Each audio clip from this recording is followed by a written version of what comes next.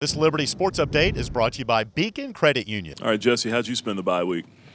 Just relaxing all weekend. Just like, still getting engaged in football a little bit just mentally, but, just resting my body.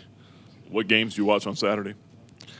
The games I watch on Saturday. To be honest, I don't watch college football like that. What games do you watch on Sunday? The only game on Saturday that I watched was the Florida game, and that was a good one. Who they play again? LSU. Yeah. On Sunday, I watched Sunday Night Football. So, what was that last game? The Chargers and it wasn't that good of a game. I didn't like it. During the week of work, practice, and so forth, how much better do you think you guys got, and how much do you think you benefited from the bye week? It definitely, got us over, like, the last few games got us over the hump where we wanted to be. And, actually resting our bodies because we know a lot of people were banged up. And we still have, the confidence to basically say, like, we got 4 in a row. Like, we're good. We're a good team. We just got to keep working. And since we got this bye week, we had people recovering, getting better. So we could be, have a full clip by the time we come this week. Why is this game important other than just being the next game on the schedule? I mean, it's kind of the second half of the season coming up, as Coach has said. It's homecoming and all that. But why is this one a big one for you?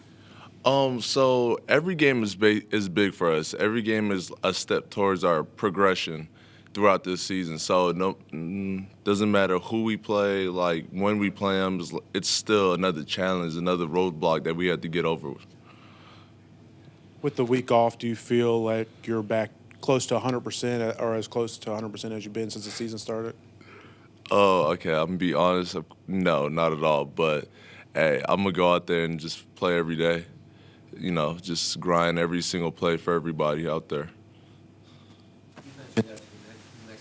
About how the youngsters have really stepped up and played well.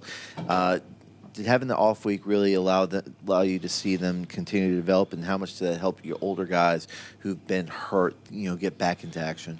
It's nice knowing, like, not having a selfish mindset, just knowing that there's guys under you that's, wanna idolize you and, be better than you. So that's something that, definitely gets to me. And I see everybody, all the youngins coming in and, like, really wanting to step up and do the right thing. So More specifically about one of those youngins, Trayshawn Clark, Coach Freeze just mentioned, kind of compared him to you, said he's a young Jesse. Is he a guy that you kind of taken under your wing, and what are some things that you've seen out of him in practice that maybe we haven't seen on the field? Yeah, I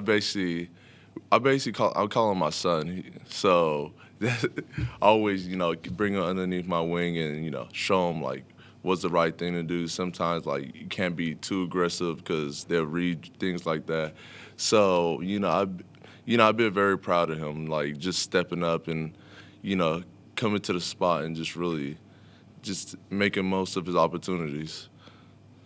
How confident is this team right now, having won 4 in a row, especially the way the season started, for you guys to be where you are right now? We feel like we can beat anybody any day. That's how confident we are. Where does that confidence come from outside of just the win streak, I guess? I guess everybody, like, just understanding that everybody wants, like, the same thing. Everybody wants to go bowling. Everybody just wants to, chip in on this team, like, have everybody have their own individual role. Doesn't matter if they're on the bench, like red shirt. Everybody has a role that they have to, abide by. If it's cheering you guys on, then you got to cheer you guys on as best as you can. So that's where it came from.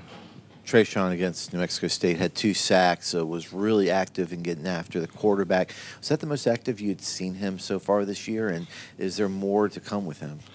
No, that's not the most active I've seen. He's like very confident, but it's just when it comes to playing against other opponents right now, it's like he's still new to it. He's trying to, like, understand, like, the schemes that they throw against him. But I feel like once he get, like, prepared, like, for games and stuff, get experience, he'll be a really good player, and that should happen this year.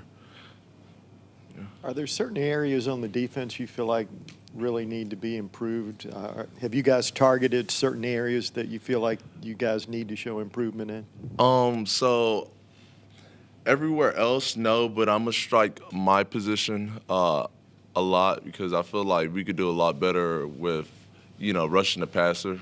I tell all my D line that just we need to do a better job of just causing havoc. Like there's a lot of time back there like that we can't allow them to have, like the quarterback. Like you're supposed to be hunting the quarterback and not allowing them to pick off our DBs. We want to help out our DBs, give them less time and force bad throws, things like that. So that's mainly where I'm thinking we need progress in. How does it affect things having to potentially prepare for two quarterbacks? As Coach Freeze said, their starter got hurt last Saturday for Maine, and then they got a dual threat that's kind of a backup. I mean, how does that impact you guys? It doesn't really impact us that much. Like, he's a runner. He could run, but he's not that far off from the starting quarterback. So we're just gonna take it like we take any other game. He's not.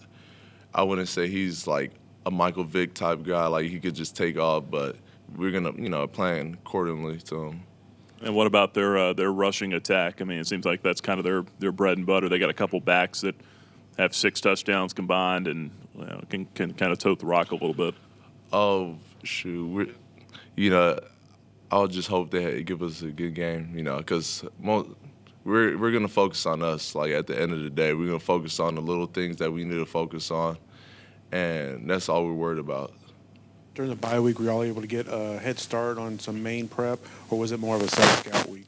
It was more of a self-scout week, so it's more of like what's our issues and stuff, like our weaknesses and strengths. So mainly just focused on weakness, and it was just basically like a relaxing week. We had like conditioning and stuff, so we just all like worried about us. That's like what at the end of the day what we focus on, just us. How much are you going to rely on Josh Mack with maybe some pointers about certain offensive players for them to maybe he can tell you some tendencies that they may have to try to give you guys an advantage? That's a good idea. I was just watching film, so I would just probably ask him from like a defensive line standpoint, like how do they like to line up and do certain plays, like different run plays, like. Normally when the running back's up, he's usually going outside. That's what we see majority of the times. If he's back behind the quarterback, he's like most likely going inside. So I'm gonna try to find out how they like to line up their running backs towards like different plays. Is it exciting to play on homecoming weekend and all the former players that are back and alumni and just a bigger crowd? I mean, what's the excitement level going into a homecoming game? So it's knowing that the fans is going to be there and ready to support us, and a lot of parents is coming as well. And me being a second-year guy, I'm not too much into the tradition out here, but like I've seen like some of the people that's coming here, and I was like, this is interesting. I would like to see like what the history of this school is about, because I've been here for a brief, like just 1 year. This is my second year, so it's gonna be nice learning some of the history.